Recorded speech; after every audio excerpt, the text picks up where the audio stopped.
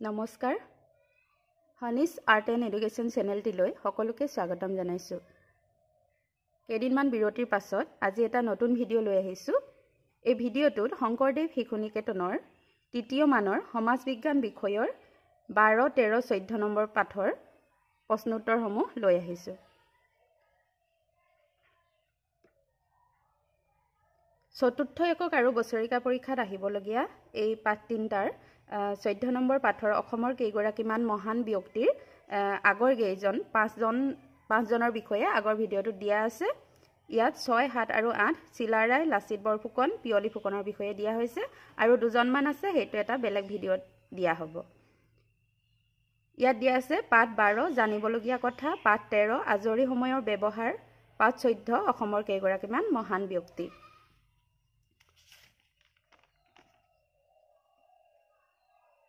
পাঠ 12 জানিবলগীয়া কথা। 1 খালী ঠাই পূৰ কৰা। মই ইয়াত খালী ঠাইকেইটা ভৰাই দিছোঁ। বায়ু চলাচল কৰাকে খালী ঠাই বোলে দিয়া আছে, তোমালোকে লিখিবা বতাহ বোলে। তোমালোকে আগতেও পাই আহিছা, বিজ্ঞানতো পাইছা। খ শ্ৰেণীকোঠাত হাইউৰুমি কৰিব নালাগে। অতি ব্যস্ত আলিবাট পাৰ হ'বলৈ জেব্ৰা ক্ৰচিং চিন দিয়া থাকে। দেখিছানে জেব্ৰাটোৰ নিচিনা যে কলা বগা চিনবিলাক। ঘ আলিবাটত সদায় নিজৰ বাওঁ কাষেৰে যাব লাগে। উঙ দুৰ্ঘটনাৰ সময়ত ভয়ত বিতত হ'ব নালাগে।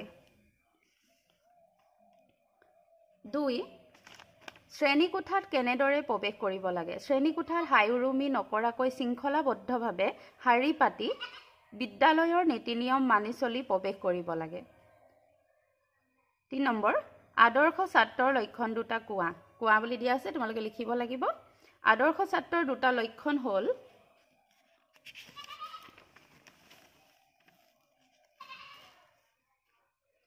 1 শ্ৰেণীকোঠাত মনোযোগেৰে পাঠ গ্ৰহণ কৰা, 2 বিদ্যালয়ৰ নীতি নিয়ম পালন কৰা। 4 নম্বৰ প্ৰশ্ন ৰাস্তা পাৰ হওঁতে কি কি নিয়ম মানি চলিব লাগে। 1 জেব্ৰা ক্ৰচিং চিন দিয়া থাকিলে সেই ঠাইৰেহে আলিবাট পাৰ হ'ব লাগে। 2 জেব্ৰা ক্ৰচিং দিয়া নাথাকিলে সোঁৱে বাওঁৱে চাইহে আলিবাট পাৰ হ'ব লাগে। 3 নম্বৰ আলিবাটত সদায় নিজৰ বাওঁ কাষেৰে যাব লাগে। 4 আলিবাটত জুম বান্ধি হাতত ধৰাধৰিকৈ যাব নালাগে। 5 চলি থকা যান বাহনৰ আগেৰে পাৰ হ'ব নালাগে। 5 গাড়ীত উঠোতে বা নামোতে কেনে নিয়ম মানি চলিব লাগে। উত্তৰ মটৰ গাড়ীত উঠোতে আমি হৈ চৈ কৰিব নালাগে। শাৰী পাতি টিকট কাটিব বা গাড়ীত উঠিব লাগে। গাড়ীত খিৰিকীৰে হাত মূৰ উলিয়াব নালাগে। গাড়ীখন ভালদৰে ৰখালেহে উঠিব বা নামিব লাগে। আসনৰ ওচৰত ৰোগীয়া বা বৃদ্ধ লোক থিয় হৈ থাকিলে সৰুজনে আসন এৰি বহিবলৈ দিব লাগে। 6 পচনসাৰ কাক বোলে। উত্তৰ অন্যান্য আৱৰ্জনাসমূহ যেনে জাবৰ জোথৰ, কাগজৰ টুকুৰা, গছৰ পাত, পাচলিৰ বাকলি, গোবৰ আদি গাঁত খান্দি পুতি থলে যি সাৰৰ সৃষ্টি হয় তাকে পচনসাৰ বোলে। 7 পেলনীয়া সামগ্ৰীৰ ক্ষেত্ৰত তুমি কি কি ব্যৱস্থা ল'বা। উত্তৰ ভগা খেলনা, লো, টিন, প্লাষ্টিকৰ ভগা চিগা বস্তু জমা কৰি থৈ তেনে বস্তু সংগ্ৰহ কৰা ব্যৱসায়ীক বিক্ৰী কৰি দিম। তোমাক ইয়াত তোমাক সুধিছে যিহেতু সেইকাৰণে দিম তেনেকৈ লিখিব পাৰা, বা দিয়া হ'ব বা দিলে ভাল এনেকৈ লিখিব পাৰা। পুৰিলে প্ৰদূষণ নকৰা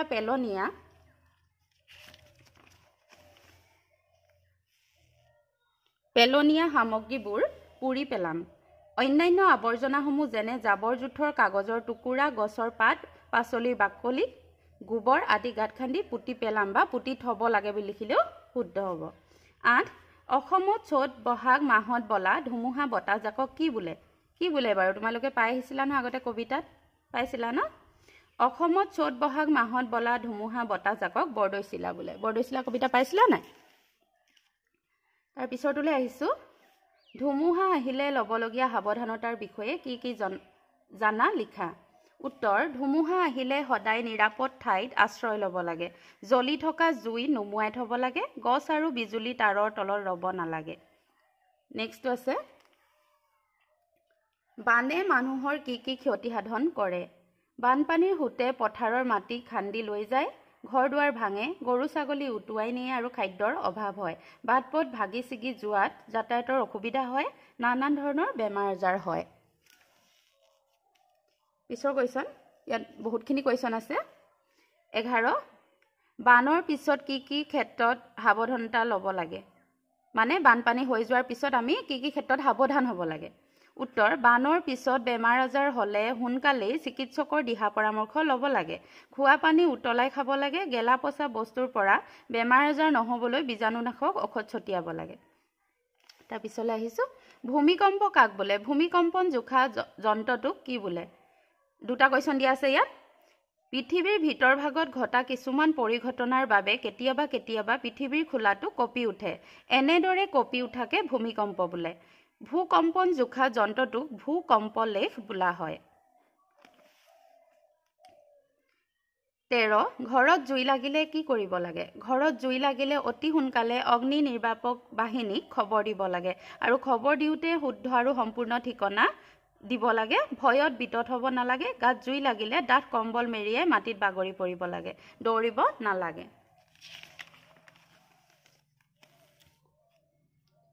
14 নম্বৰ, ভূমিকম্পৰ সময়ত কি কি সাৱধানতা অৱলম্বন কৰিবা?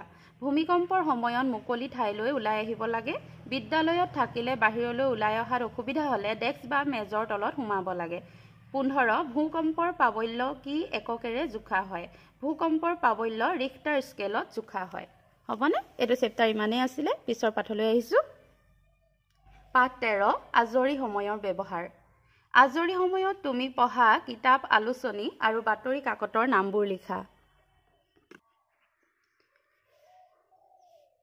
1 আজৰি সময়ত তুমি পঢ়া কিতাপ, আলোচনী আৰু বাতৰি কাকতৰ নামবোৰ লিখা। উত্তৰ, কিতাপ তোমালোকে কি কি পঢ়িছা সেইটো লিখিবা। মই ইয়াত মাত্ৰ লিখি দিছোঁ।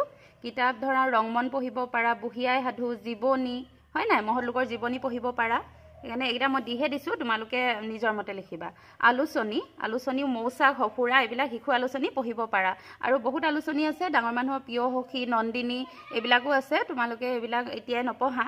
এতিয়া তোমালোকে মৌচাক, সঁফুৰা এইবিলাকৰ নাম লিখিব পাৰা। বাতৰি কাকত ঘৰত যিখন লয় বাতৰি সেইখনৰ নাম দিবা। মই ইয়াত দুখনমান দি দিছোঁ। প্ৰায় মানুহ ঘৰত লোৱা, মানে প্ৰতিদিন, আমাৰ অসম এইবিলাক। আজৰি সময়ত কি কি খেলিব পৰা যায়? আজৰি সময়ত দবা, badminton, volleyball, football, carrom, kabaddi, দৌৰ, ক্ৰিকেট আদি খেলিব পৰা যায়। আৰু তোমালোকে কি কি খেল খেলা সেইবিলাকৰ নাম ইয়াত অন্তৰ্ভুক্ত কৰিব পাৰা। 3 আজৰি সময়ত কৰিব পৰা যিকোনো 5টা কাম উল্লেখ কৰা। এইকেইটাও তোমালোকৰ মতে লিখিবা। মই দি দিছোঁ ইয়াত। আজৰি সময়ত কৰিব পৰা 5টা কাম হ'ল: 1 কিতাপ, আলোচনী, বাতৰি কাকত পঢ়া। 2 ফুলনি, শাক পাচলি, বাগিচাৰ কাম কৰা। তোমালোকে যি কৰি ভাল পোৱা সেইকেইটা লিখিবা। 3 বিভিন্ন বিষয়ৰ ছবি অংকন কৰা। ছবি আঁকিটো সকলোৱে ভাল পায়, নহয় জানো? 4 ঘৰচীয়া জীৱ জন্তু প্ৰতিপালন কৰা, খাদ্য যোগান ধৰা। আৰু প্ৰত্যেকৰ ঘৰতে ঘৰচীয়া জীৱ জন্তু থাকেই, হয়নে নহয়? আৰু আমি মৰমো কৰোঁ, কিবা কিবি খুৱাইও ভাল পাওঁ, হয় নহয়? 5 নম্বৰ শৰীৰ আৰু মনৰ বাবে উপযুক্ত খেল ধেমালি খেলা। কিছুমান খেল আছে যিবিলাকে আমাৰ শাৰীৰিকভাৱেও উপকাৰ নকৰে, মানসিকভাৱেও উপকাৰ নকৰে, মানে মনৰো উপকাৰ নকৰে, শৰীৰটোৰো উপকাৰ নকৰে। সেইবিলাক খেল আমি খেলিব নালাগে। যিবিলাকে আমাৰ উপকাৰ কৰে সেইবিলাক খেলহে আমি খেলিব লাগে। মানে মোবাইলত বহি গেম খেলি থাকিব নালাগে।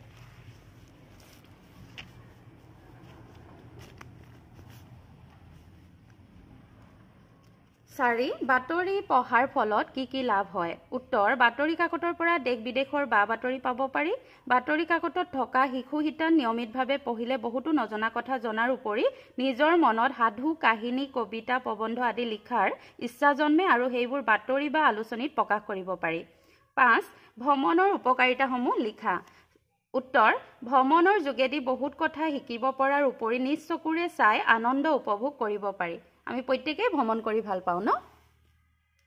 6 আজৰি সময় বুলিলে কি বুজা?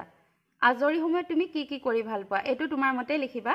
উত্তৰ, কোনো এটা কাম সম্পূৰ্ণ কৰাৰ পাছত আৰু আন এটা কাম আৰম্ভ কৰাৰ আগত যিখিনি সময়ৰ ব্যৱধান পোৱা যায় সেই সময়খিনিয়ে হৈছে আজৰি সময়। আজৰি সময়ত মই সাধু কিতাপ পঢ়া, খেল ধেমালি কৰা, বাগিচাৰ কাম, ছবি অংকন, ভ্ৰমণ, ঘৰচীয়া জীৱ জন্তু প্ৰতিপালন, ঘৰুৱা কিছুমান কাম কৰি মা দেউতাক সহায় কৰি ভাল পাওঁ। ইয়াৰ পিছত আহিব পাঠ নং 14 অসমৰ কেইগৰাকীমান মহান ব্যক্তি মই কোৱা হৈছে যে 5 জনৰ বিষয়ে আগৰ ভিডিঅ'টোত দিয়া আছে তোমালোকক লাগিলে আগৰ ভিডিঅ'টোত চাব পাৰিবা 6 নম্বৰ চিলাৰায় 1 বীৰ চিলাৰায়ৰ প্ৰকৃত নাম কি আছিল উত্তৰ বীৰ চিলাৰায়ৰ প্ৰকৃত নাম আছিল শুক্লধ্বজ সিংহ 2 তেওঁক চিলাৰায় নাম কিয় দিয়া হৈছিল উত্তৰ চিলাৰ দৰে চেও মাৰি দ্ৰুতগতিৰে যুদ্ধত অগ্ৰসৰ হৈছিল বাবে তেওঁক চিলাৰায় নাম দিয়া হৈছিল 3 চিলাৰায় পিতৃৰ নাম কি আছিল তেওঁৰ কেতিয়া মৃত্যু হৈছিল চিলাৰায় পিতৃৰ নাম আছিল বিশ্বসিংহ 1540 খ্ৰীষ্টাব্দত বিশ্বসিংহৰ মৃত্যু হৈছিল মল্লদেৱ কোন আছিল মল্লদেৱ চিলাৰায় ককায়েক আছিল 5 চিলাৰায় প্ৰথমা ভাৰ্যাৰ নাম কি আছিল তেওঁ কাৰ জীয়েক আছিল চিলাৰায় প্ৰথমা ভাৰ্যাৰ নাম আছিল কমলা প্ৰিয়া তেওঁ ৰামৰায়ৰ জীয়েক আছিল